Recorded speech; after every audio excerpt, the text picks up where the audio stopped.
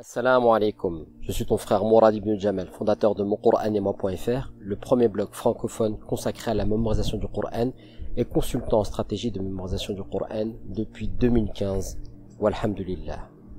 Je me trouve actuellement en plein cœur des Vosges, dans la petite ville d'Épinal, et plus précisément dans le parc qui a bercé mon enfance. Et je m'apprête à partager avec toi l'un des enseignements les plus importants qu'un musulman puisse recevoir dans sa vie. Reste donc avec moi jusqu'au bout de cette vidéo, car le sujet que je souhaite aborder avec toi concerne un grand nombre de musulmans, et en premier lieu, toi, et moi bien évidemment. Car cet enseignement a un impact primordial, direct sur notre équilibre quotidien, et sur la manière dont notre foi doit influencer nos vies. Tous les jours de la semaine, du CP à la CM2, je traversais ce parc avec mes camarades, et nous passions à proximité de cet arbre, qui est un marronnier. Et tous les jours du mois de septembre et d'octobre, on passait à proximité de cet arbre et on ramassait les marrons que nous mangions sur le moment ou qu'on apportait à nos mères pour les cuire à l'eau. Je te parle de ça, c'était dans les années 90. Il s'avère que ma mère aussi passait devant cet arbre et ramassait elle aussi les marrons pendant son enfance dans les années 70. C'est en étant enfant que l'on passait devant cet arbre et que nous étions persuadés, sans forcément que ce soit de manière consciente, d'obtenir notre subsistance de la part d'Allah Azzawajal. C'est en étant enfant qu'on ne se souciait pas du lendemain, au point de ne plus savoir si nous étions mardi ou jeudi, car au fond, seul aujourd'hui comptait réellement. C'est en étant enfant que nous avions le plus confiance en Allah subhanahu wa ta'ala, et que malgré les soucis financiers qu'il pouvait y avoir dans les foyers, nous étions persuadés que nous aurions assez à manger. Et c'est finalement que bien plus tard qu'on a fini par se rendre compte de la dureté dans laquelle nous avons grandi. En étant enfant, nous étions encore sur la fitra d'Allah Azzawajal, cette nature saine qui a fini par se corrompre au fur et à mesure des années de par notre expérience et notre conditionnement au point de créer stress, dépression, anxiété et autres maux psychologiques. Adulte, tu as des problèmes, tu stresses, tu penses que le monde entier te tombe dessus sur les épaules, tu es déprimé, triste et tu ne sais plus comment t'en sortir ni vers qui te tourner. Tu es littéralement perdu. Ça nous arrive à tous sans exception. Mais aujourd'hui, nous ne voyons même plus les outils qui sont à notre disposition pour y faire face et devenir plus résilients face aux épreuves. Je fais cette vidéo près de cet arbre, près du marronnier de mon enfance, car pour moi il est tout un symbole, et pas uniquement pour mon enfance. Il est aussi un symbole de la résilience, de la résistance et de la persévérance. Car souviens-toi de la tempête du 26 décembre 1999 qui a bouleversé la France. Le département dans lequel j'ai grandi a été celui qui a le plus été frappé par cette tempête, du fait qu'il est considéré comme le poumon du pays, de par ses arbres et ses étendues de forêt. Le 26 décembre 1999, des vents violents se sont abattus sur notre ville, allant jusque 190 km/h. On a vu des tuiles de maisons tomber sur les pare-brises. On a vu des personnes tenter d'affronter la tempête dehors, et ne parvenant pas à mettre un pied devant l'autre tant le vent était fort. J'ai même vu des chats de gouttière voler m'sakin. Et on a vu des arbres tomber. Des centaines d'arbres tomber. Et encore maintenant, 20 ans plus tard, certaines zones boisées n'ont pas été réhabilitées. Des centaines d'arbres tombés donc. Tandis que ce marronnier, 20 ans plus tard, il est encore debout malgré la tempête. Et malgré les différents événements qu'il a pu rencontrer à travers ces décennies. Pourquoi j'insiste à te parler de cet arbre en particulier ? Parce qu'en le voyant, je pense à ce verset du Coran où Allah Azzawajal dit la chose suivante: Ba'da a'udhu billahi minash shaytanir rajim. Alam tara kayfa daraba Allahu mathalan kalimatan tayyibatan ka shajaratin tayyibah asluha thabit wa far'uha fis samaa tu'ti ukulaha kulla hin bi'izni rabbiha. Vois-tu à quoi le Seigneur compare à titre d'exemple la bonne parole ? C'est un bel arbre dont les racines se fixent solidement dans le sol et dont la ramure s'élance vers le ciel, en produisant par la grâce de son Seigneur des fruits à chaque instant. L'imam Ibn al-Qayyim, rahmatullah alayhi, concernant ces versets, nous rapporte la chose suivante. Selon l'explication de Ali ibn Abi Talha, qui la tient d'Ibn Abbas, radiallahu anhum, d'abord, la bonne parole, c'est l'attestation de foi, la ilaha illallah.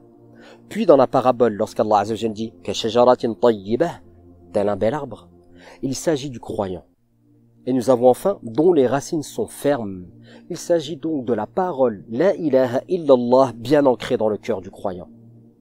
Alors, prenons le temps de récapituler ensemble si tu le veux bien. La ilaha illallah est la base de tout musulman et sa raison de vivre, la raison de sa création également. Si celle-ci est bien ancrée dans le cœur du croyant, il devient tel un bel arbre. Tel cet arbre, pas faible mais fort, pas fragile mais solide, immuable, stable, constant, inébranlable, quand bien même il soit soumis à toute épreuve, à quelconque tempête, déferlement ou ouragan. Car il aura des racines profondément ancrées dans la terre qui le maintiendront droit, tel que nous devons d'être sur le droit chemin. Des racines profondément ancrées dans la terre, comme ce bel arbre. Et tout comme ce bel arbre, nombre d'entre nous vivent des tracas, des catastrophes, des tempêtes, des épreuves. Nombre d'entre nous sont en souffrance, éprouvés et endoloris par les épreuves de la vie, que cela soit la perte d'un emploi, la pauvreté, les difficultés à trouver un conjoint avec qui faire sa vie, ou à contrario un divorce, une déception amoureuse, une trahison, la perte d'un être cher, une maladie qui t'affaiblit jour après jour. Et hélas, nombre d'entre nous ne cessent de reproduire le même protocole, amenant forcément au même résultat. La peine, la tristesse, la souffrance, l'adversité et la douleur. Alors la question qu'on peut se poser, c'est comment mettre fin à ce cercle vicieux? Comment cesser de broyer du noir dès qu'une épreuve nous afflige? Comment cesser de se laisser aller par ses faiblesses au point de s'éloigner d'Allah Azza wa Jal? Bien souvent, quand des épreuves nous touchent, on a tendance à chercher des solutions rapides. Se tourner vers les créatures pour combler nos manques par ce bas monde. On va chercher du réconfort chez nos amis. On pense que nos proches vont nous sortir de l'impasse. Et on place en eux notre espoir. On se noie dans des plaisirs éphémères, shopping, pot de Nutella, sorties entre potes, addiction au téléphone, drogue et alcool pour certains, solutions miracles et autres pratiques New Age à milieu de nos convictions religieuses, Wallah al-Musta'an pour d'autres. Et nous oublions d'avoir le réflexe très simple de faire appel à celui qui nous a créés, qui nous connaît mieux que personne et qui nous a laissé des outils pleins de pédagogie et de sagesse dans son livre. Alors comment parvenir à transformer nos vies, pour parvenir à atteindre le modèle que l'on souhaite atteindre? Cet idéal qui consiste à être des serviteurs d'Allah Azza wa Jal sur les traces de son messager alayhi salatu wassalam. Il y a pourtant une formule qu'Allah Azza wa Jal mentionne dans son livre. Quand il dit la chose suivante: Inna Allah la yughayyiru ma bi qawmin hatta yughayyiru ma bi anfusihim. En vérité, sans nul doute, Allah Azza wa Jal ne modifie point l'état d'un peuple tant que les hommes qui composent ce peuple n'auront pas modifié ce qui est en eux-mêmes.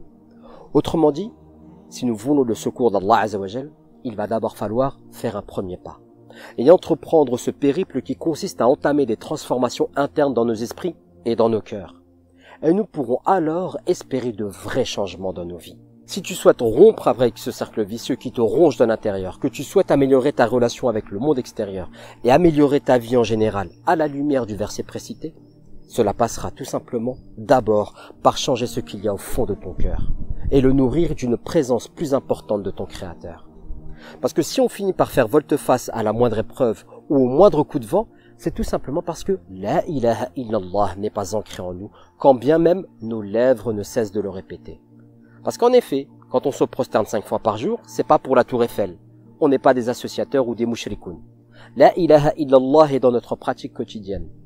Mais comment faire parvenir à ce qu'elle soit également et surtout notre réalité globale de chaque jour, notre mode de vie, notre direction et l'inspiration de chacun de nos souffles? Eh bien, il suffit en réalité de revenir à la base, de comprendre les notions nécessaires au cœur du musulman pour ensuite mettre en pratique un rituel quotidien qui nous rappelle notre objectif dans cette vie, en les relayant à cette finalité qui est la ilaha illallah, pour que notre vie ne tourne qu'autour de la ilaha illallah. Parce que c'est bien beau de dire qu'on a tout dans notre religion, mais où chercher exactement? Et par où commencer? Quels sont les outils tout droit venus du ciel qu'ont utilisé ceux qui nous ont précédés et qui avaient un meilleur comportement que nous, qui étaient de meilleurs parents que nous, qui étaient d'une meilleure compagnie que nous et surtout qui plaçaient leur confiance absolue en Allah Azza wa Jal mieux que quiconque? Alors je te rassure, il ne s'agira ni de faire de ton domicile la grotte de Hira tel un ermite lisant ton Coran H24, ni de renoncer complètement au plaisir autorisé de ce bas monde, et encore moins de se cantonner à une vision binaire halal-haram. Car quand on en revient à notre histoire, Allah Azza wa Jalla dans sa sagesse et sa pédagogie a dans la période mécoise d'abord révélé les versets faits pour appeler les gens à le connaître, appeler les gens à l'aimer, appeler les gens à nourrir leur cœur de la présence d'Allah Azza wa Jalla. Et c'est seulement après que nous sommes arrivés à des règles et à un cadre pour codifier tous les aspects de la vie en société.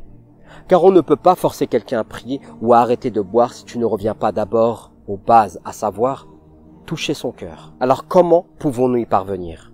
C'est ce que nous allons voir ensemble dans notre programme Tel un bel arbre. Ce programme Tel un bel arbre a pour ambition de rectifier notre relation avec Allah Azza wa Jal d'abord, puis notre relation avec les personnes de notre entourage, nos amis, nos familles, à travers la rectification justement de cette relation avec Allah Azza wa Jal.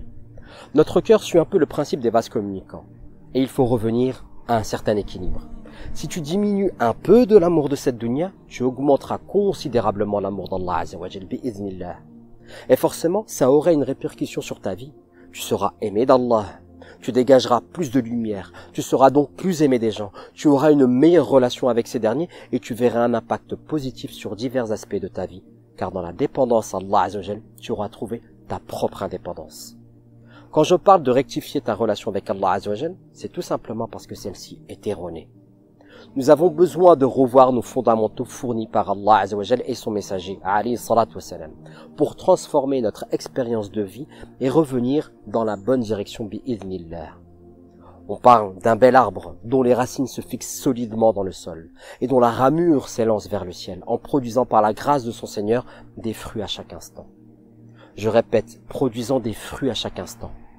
Et parmi les 4 saisons, quelle est la saison qui est le symbole du renouveau? C'est le printemps. Cette saison qui succède à la froideur de l'hiver. L'hiver, cette saison dont les nuits s'allongent et dont l'obscurité nous afflige. Puis voilà le printemps. Cette saison où la lumière de la journée reprend le dessus sur l'obscurité de la nuit, avec les fleurs qui commencent à éclore, les arbres qui retrouvent vie et vitalité à travers leur feuillage et leurs couleurs.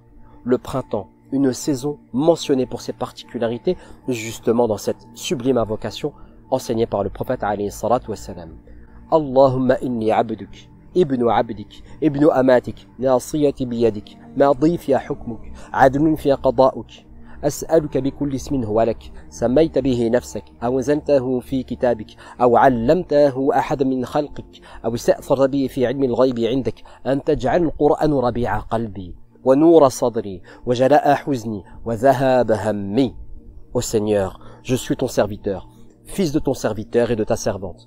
Mon toupet est dans ta main, ton jugement s'accomplit sur moi, ton décret sur moi est juste, par les noms qui t'appartiennent avec lesquels tu t'es nommé, ou que tu as révélé dans ton livre, ou que tu as enseigné à l'une de tes créatures, ou bien que tu as gardé secret dans ta science de l'inconnu. Je te demande de rendre le Coran le printemps de mon cœur, la lumière de ma poitrine, la dissipation de ma tristesse et la fin de mes soucis. Une invocation que l'on trouve justement dans la citadelle du musulman, dans le chapitre en cas de soucis et de tristesse. Et quand on étudie bien cette invocation, elle se divise en 2 parties.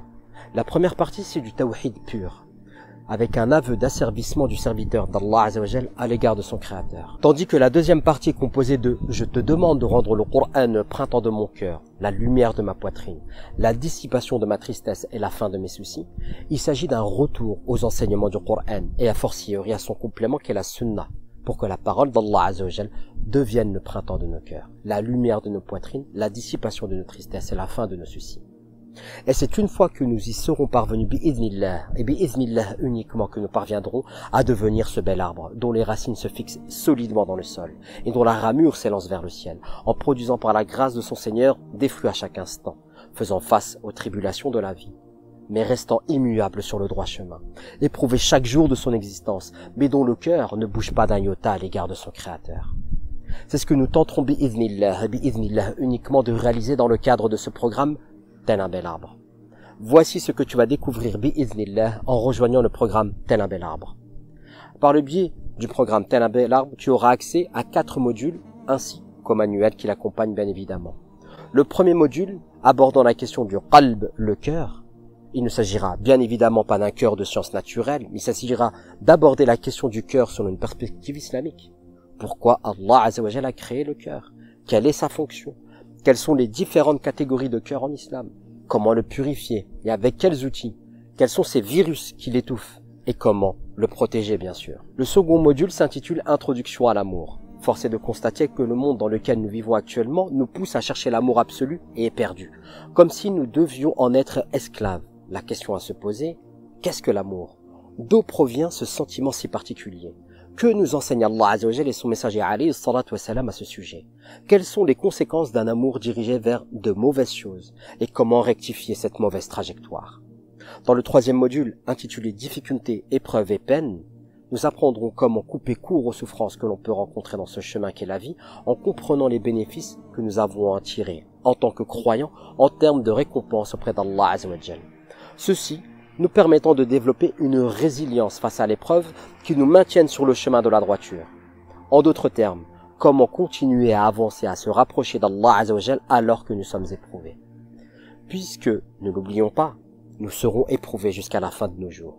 Le but ici n'est pas de nier cela, mais que tu apprennes à composer avec ces épreuves pour que tu les accueilles à bras ouverts comme le faisaient les compagnons, radiyallahu anhum. Et enfin, dans le quatrième module, nous verrons comment utiliser ces principes, ces notions, ces concepts pour améliorer nos relations avec notre prochain, nos épouses ou époux, nos enfants, nos parents, nos amis, et remettant bien les choses à la place qui doit être les leurs. Car ne l'oublions jamais. Allah dans nos cœurs, le monde dans nos mains, jamais l'inverse. Au cours de ce programme, nous allons étudier les ressources de notre din que nous étudierons en profondeur afin d'obtenir une compréhension et une vision saine de ces sources et ainsi transformer nos vies en direction d'Allah Azza wa Jal et finalement avoir les outils permettant de comprendre que finalement notre religion est complète. Walhamdulillahi Rabbil Alamin. Alors cherchons dans notre din les moyens de nous épanouir pour obtenir l'épanouissement éternel au paradis, Inch'Allah. Ce programme est composé d'une trentaine de leçons durant au maximum 15 minutes chacune pour une facilité et une simplicité d'accès. Ce programme a pour but de t'aider à transformer ta vie pour trouver la bonne trajectoire qui te mènera chaque jour un peu plus vers Allah Azza wa Jal en se servant des outils mis à notre disposition dans le Coran et la Sunna. Tu l'auras compris, le programme Tel un bel arbre diffère des formations habituelles de mon Coran et moi, que ce soit les cours de tajwid en ligne ou comprendre le Coran pour l'analyse grammaticale du Coran qui sont beaucoup plus techniques. Tandis que Tel un bel arbre est un programme beaucoup plus profond, beaucoup plus spirituel, et donc beaucoup plus nécessaire pour toi et pour la préservation de ton cœur, car c'est la première chose qu'Allah Azza wa Jal jugera. Ainsi, tel que l'a partagé avec moi Reda, un itinérant du Coran qui a eu l'occasion de tester ce programme, voici ce qu'il nous dit. Je prends Allah Azza wa Jal à témoin. Wallahi que ce programme Tel un bel arbre est venu à point pour moi car j'apprends tout ce qui est tajwid, cours de grammaire et apprentissage du Coran avec les formations et les e-books de mon Coran et moi. Mais je me suis plus focalisé sur cela et j'ai délaissé mon cœur, ma relation avec Allah Azza wa Jal, ma foi, apprendre à connaître mon Seigneur. J'ai ainsi décidé de suivre à fond ce programme. Dès la première leçon de cette formation, on se remet en question. Est-ce que j'ai un cœur malade ou même mort? Comment faire pour le guérir? Tant de questions et tant de réponses qu'on trouve dans ce programme. Alhamdulillah, qui nous rapproche de notre Seigneur. Ainsi, si tu étudies bien, comprends et applique bien les enseignements qui y sont partagés, tu te libéreras, bi'iznillah, des chaînes de cette dunya et finiras par comprendre que finalement, tout ce dont tu as réellement besoin, c'est d'Allah. Mais pour y arriver, il faudra d'abord puiser dans les sources, les versets et les hadiths pour avoir une vision saine, juste et correcte de cette vie, de comment nous devons nous comporter sur le plan des émotions et des sentiments à l'égard de tout ce qui compose cette vie, pour devenir uniquement des serviteurs d'Allah Azza wa Jal et de rien d'autre. Et surtout pas des esclaves de nos désirs, de nos sentiments et de nos émotions qui causent de nombreux dégâts, wallahu musta'an. Alors mon frère, ma sœur, si tu en as marre de la dépression, marre de la tristesse, marre de la crainte, marre du désespoir, marre de broyer du noir, marre d'être victime de tes émotions, mais qu'au contraire tu veux devenir ce bel arbre, pas faible mais fort, pas fragile mais solide, immuable, stable, constant, inébranlable, quand bien même tu sois soumis à toute épreuve, à quelconque tempête, déferlement ou ouragan. Car tu auras développé des racines profondément ancrées dans la ilaha illallah pour le maintenir droit, tel que nous nous devons d'être sur le droit chemin. Alors rejoins le programme Tel un bel arbre pour entamer dès maintenant le chemin de ta réforme, Inch'Allah. Qu'Allah Azza wa Jal fasse du Coran le printemps de nos cœurs. Informations et inscriptions dans la description de la vidéo.